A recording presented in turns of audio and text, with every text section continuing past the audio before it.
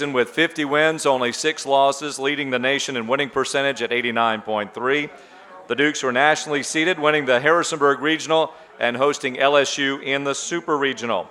The Dukes finished number 11 on the USA Today National Fast Pitch Coaches Association poll, number 10 on the ESPN.com USA softball poll.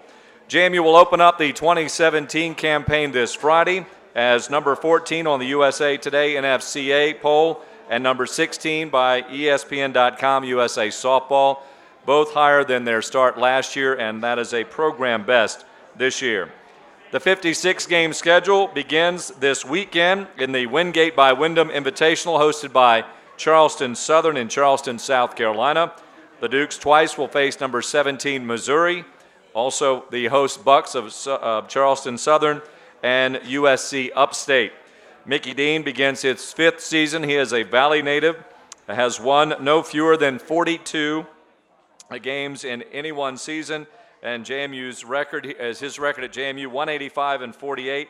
His career record 491, 169. That's a 74% winning rate, and that includes 1 season at Lake City Community College and 6 at Radford before he came here to James Madison. Again, the Dukes are going to hit the road. They play their first 20 on the road, all in tournaments, and then they'll have their own tournament here in their first home games of the season, opening up against Pitt. So, Coach Mickey Dean, the podium's yours. Okay, sir? All right. Suitcase is packed. Well, Coach, let's just talk about your workouts. How pleased are you with what you've seen from your ladies through fall and what you've been doing now as you get set to begin play? Well, weather-wise, we've been very lucky. We've been able to get outside a great deal. So we've been able to work on some things on the field that normally we're inside trying to do in a drill or something. Now we're being able to get outside and put it in a game atmosphere type situation. So hopefully we'll benefit from that. When I first came to talk to you, we saw that wall that you guys had built of the bricks, I think it was. Can I just discuss that and what that's supposed to symbolize? Well, we talked about symbolism. We built a wall, and each player brought. We gave them a brick, and we had them carry that brick around for a week in their backpack. And so I asked them at the end of the week, what does that brick symbolize, as far as carrying it around in your backpack for a week?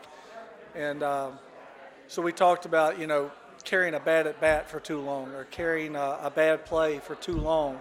That brick gets heavy, and so we have to let that go sometimes. And then we took the brick and we had each player put a word on a brick which they felt that they bring to the team, whether it was perfection or whether it was great teammate, whatever the word was, finish, different words. And then we took the brick and we built a wall. And after they got about halfway done with the wall, we kicked the wall over. And I said, well, why did the wall fall down? And so they had to think about that. And the reason is there was nothing holding it together.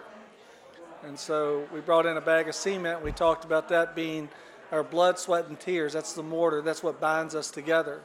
And so they actually had to mix the concrete, and they built their wall, and they built it from the foundation up. Who has dedicated the most so far? And of course, you start with your upperclassmen, and you build your wall, and then the concrete represents the blood, sweat, and tears that everyone's put into it, and it binds it together. Now it becomes our wall. You said last year at the end of the season how humbling of a game softball is. Do your players carry a lot of motivation from how the season ended, or as you just said, do they kind of just let that go going into this year? Well, I think it can go both ways. Of course, it's going to be some motivation when it comes to your wins and losses and how far you want to go in your season. But also, you have to look at it as part of your process. A question was asked to me, earlier, how good would it feel, or what would it feel like if you were to go win the World Series this year? And it would be a great feeling. It would be ecstatic. But it's also part of the process. And we have to stick with our process, who we are, what we do, how we do things, why we do things. And, last year is last year. There's nothing we can do about it except build upon it. And so we have to find a way to take our experiences. Our experienced players, our best players have to play the best. That's how you have success. And so we have to build upon that and not look at it in a negative way, but look at it in a way to build upon. Coach, I know you've not played games yet, but what do you anticipate this team being good at this year? What are going to be your strengths? Well, I think every year you figure that out, If I take a look at the last 4 years, we've had teams that have had success, and we've had success in different ways, hitting the long ball or, a great deal of speed. This team has to find what it's going to be great at and run with it.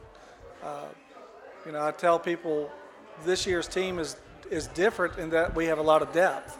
So there's a lot of things we can do. We have speed people, we have power people, we have great experience in the circle. So this team, what their process is going to be is finding out what they're great at, and then finding out what their weaknesses are. Run with your great, work on your weaknesses, and that's what they're going to have to figure out. That's what we're going to have to figure out. With this depth that you have, will we see players who played in a certain position last year change positions this year? Will you be rearranging anyone from any spot to the next? I don't rearrange anything. They do. Every year we come back, every position on the field is open. And I haven't changed that in many, many years. So we start with the middle infielders, and we put people there, and somebody wins those positions, and then we move our way out. Will you see people who played in certain positions last year playing different positions this year? Absolutely. But that's just part of the process. People change, people grow, people get better, people stay the same. So every year is a new year, and we have to figure out what works best for this year's team.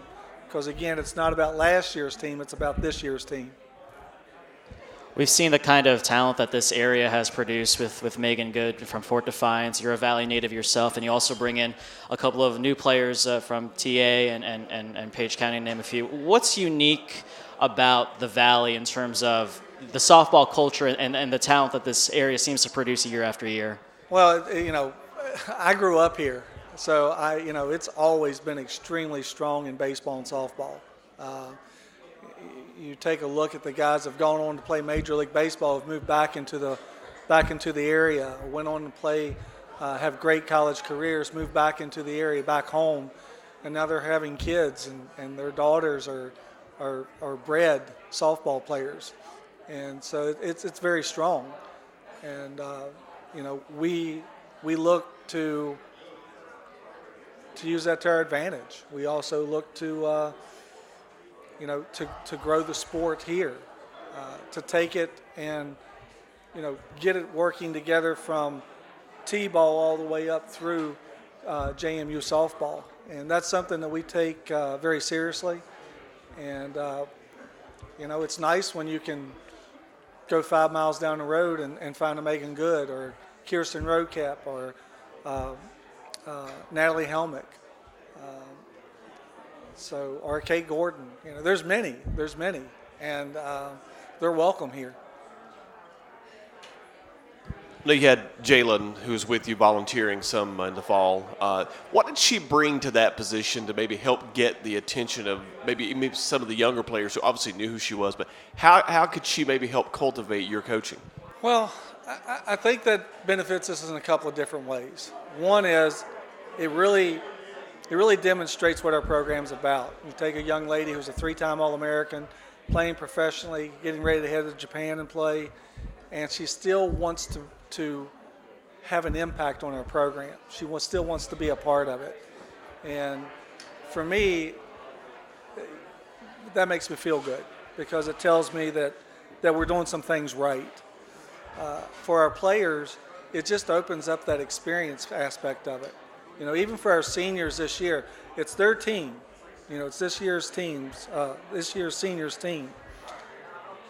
but they've got JJ there and Erica and Hannah, because Hannah comes back as often as she can.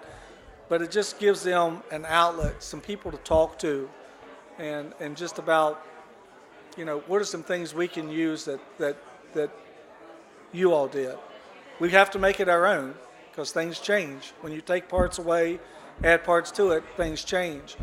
So it's been a big help to our upperclassmen to just have those young ladies to talk to, and because I know our seniors really struggled with it in the fall. They really did.